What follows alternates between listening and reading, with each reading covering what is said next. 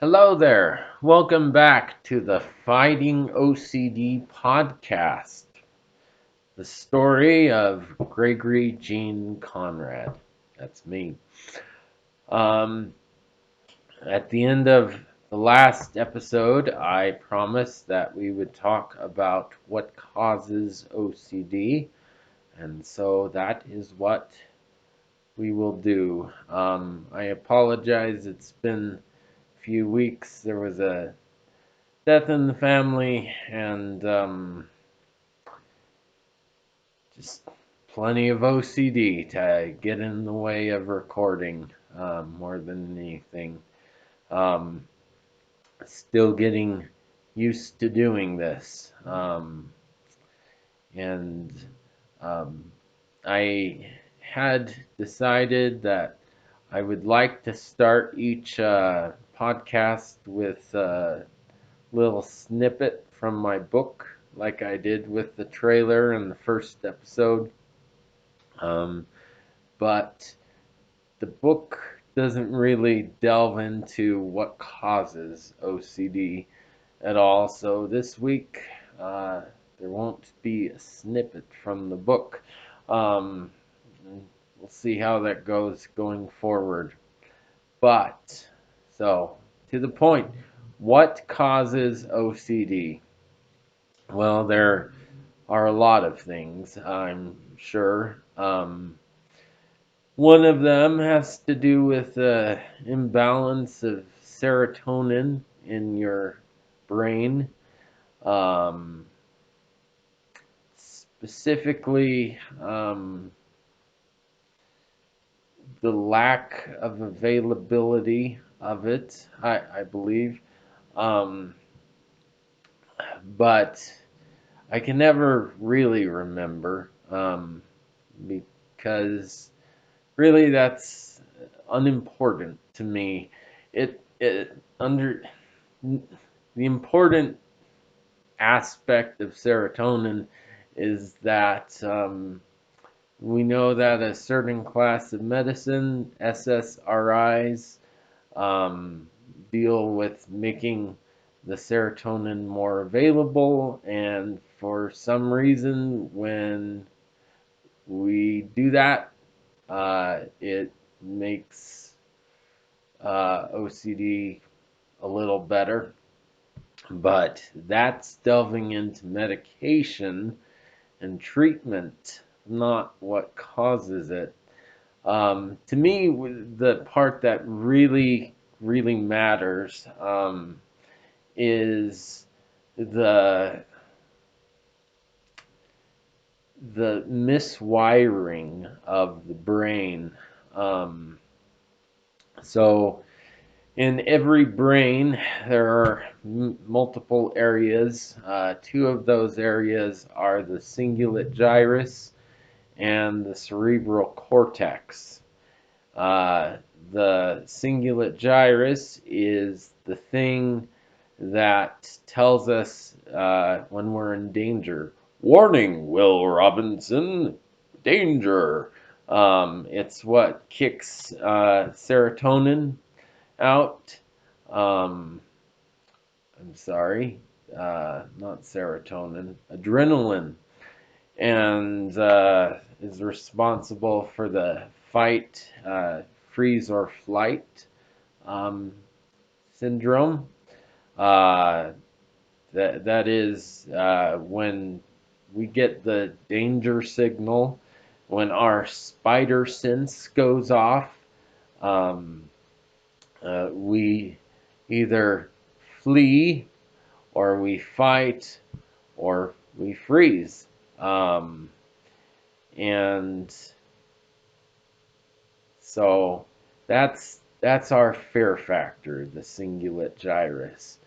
The other area that I mentioned was the cerebral cortex, and that is in charge of everyday life. It's what I like to call our human autopilot. It's what enables us to go through life and do the many things that we do without thinking about it, at least not in a highly conscious way. So the example I use most often is walking through a door. When we come to a door, we don't go through an extra effort of saying, oh, there's a door. I want to go through that door. In order to go through that door, I must reach my hand out, grasp the doorknob, turn it, pull it, and then walk through the door. We just see the door, and 3 seconds later, we're into the building. We're passed through the door. Um, and it's just one example. Um, it, Life is full of a myriad of things that like that, where we just go on to autopilot and we don't even think about it. So, um, to me, the best way to understand OCD is that in a person with OCD, there are a lot more connections between these two areas of the brain. Um, and, uh, well, really a myriad. There are so many misconnections between these two areas of the brain that it's virtually as if these two areas of the brain have become fused together. Um, because what ends up happening is you start the human autopilot, and then that feeds into this other wiring that feeds into the cingulate gyrus.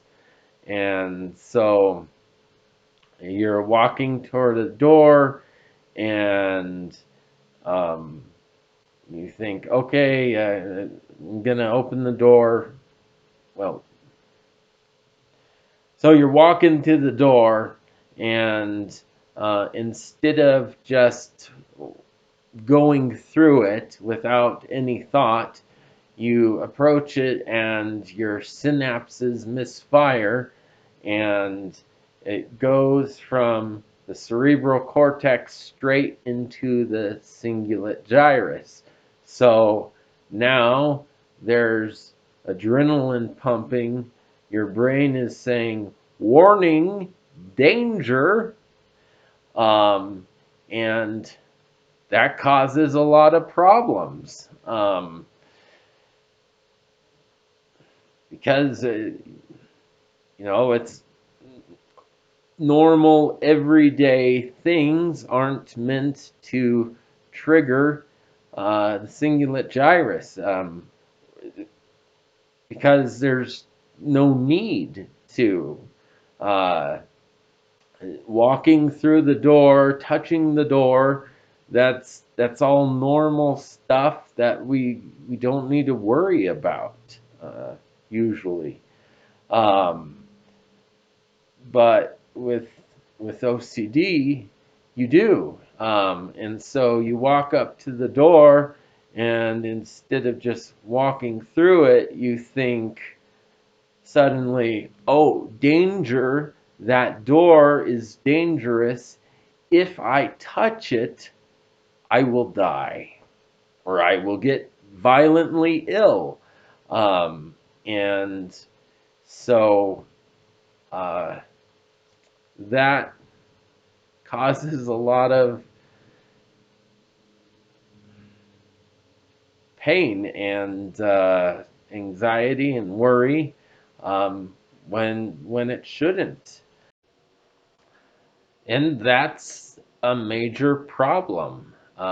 because we do so many things so regularly in our lives that, that's sent to the cerebral cortex.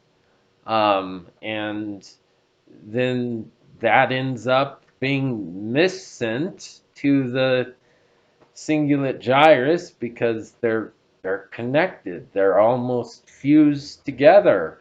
And so now everything in life ends up causing you anxiety.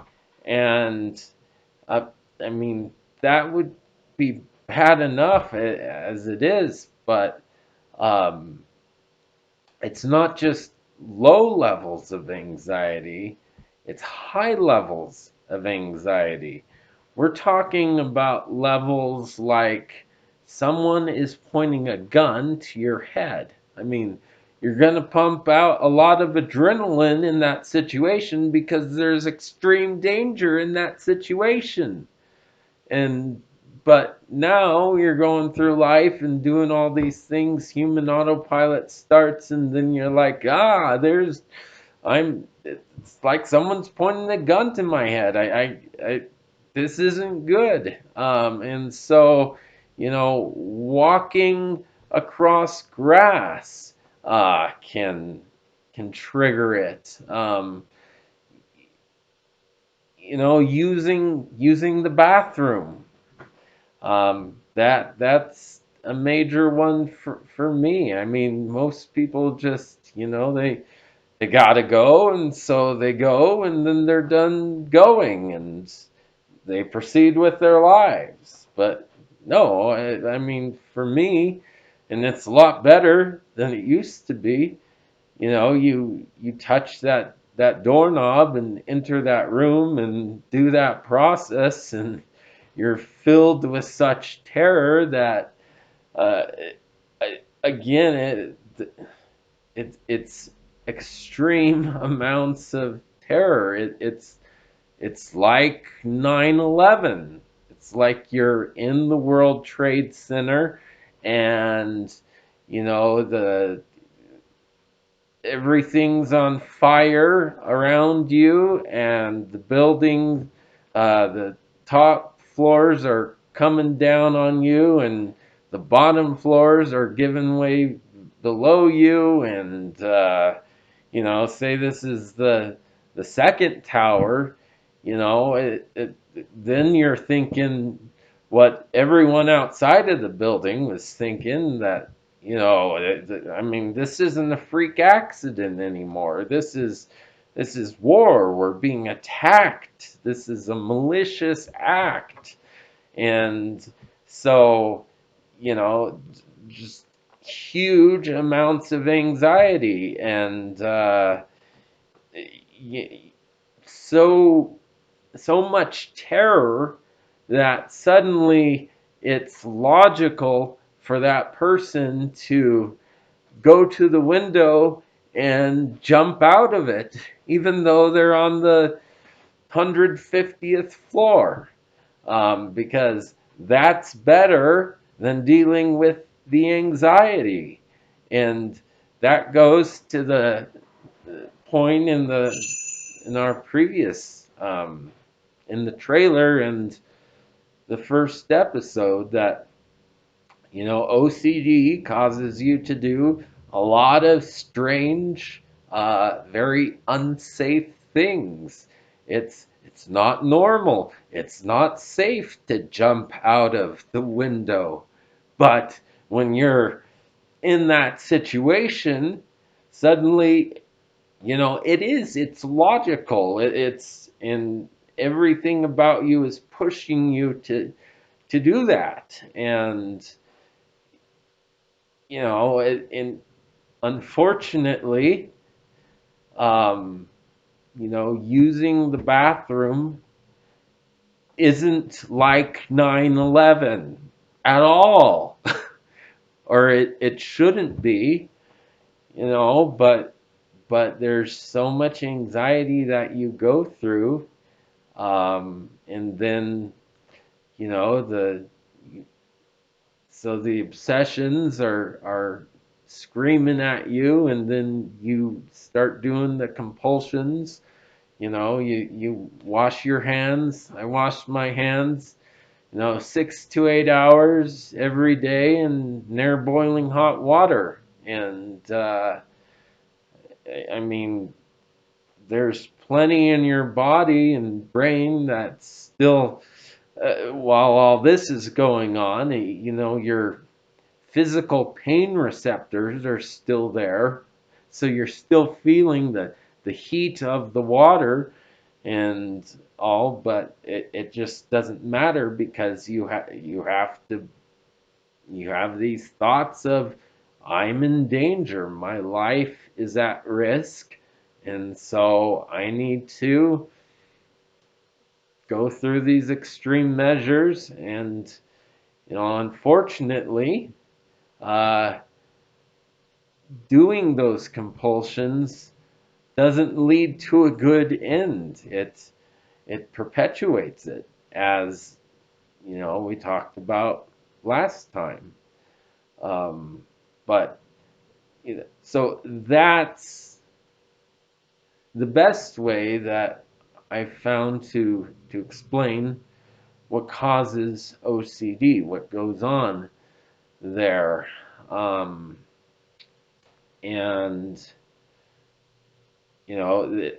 again, that extreme level of fear and pain, that's why I started my book, and turn the first two parts of this podcast the way I did. That there's this tormentor, and he's itching to lash out at you, and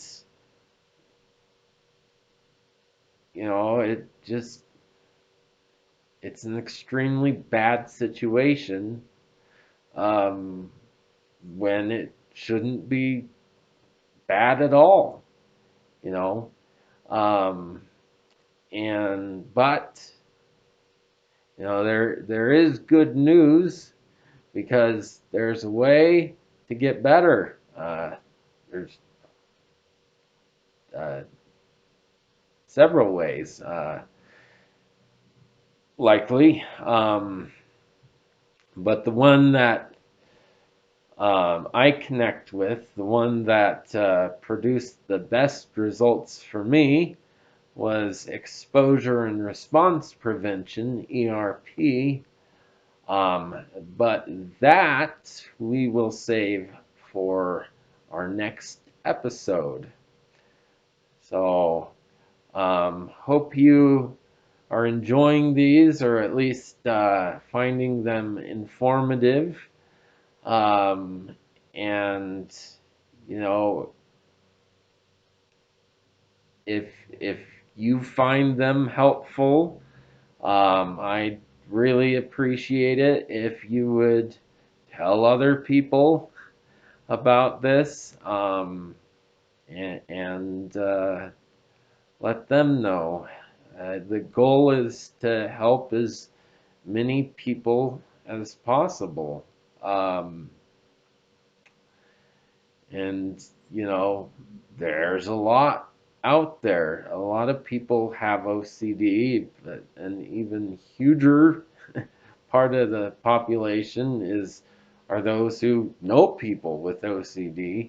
And this, while I do hope that this provides some good strategies and therapies for someone with OCD and making their life better, like the book, the main purpose and the main targeted audience here is those who don't have it, helping those who don't have it understand better what it's like to have OCD. Because, we're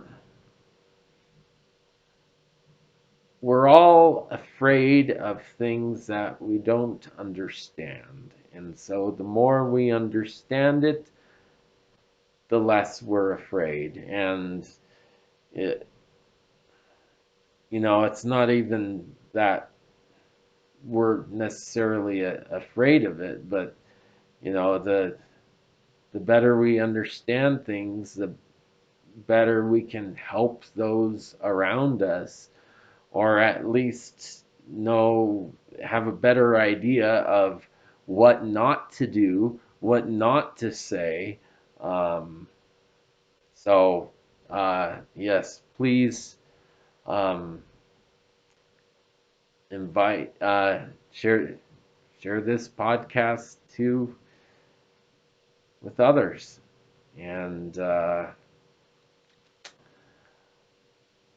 I will see you next time as we again discuss exposure and response prevention.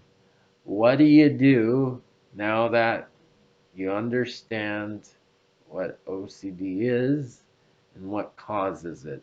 What can you do to have a better life? And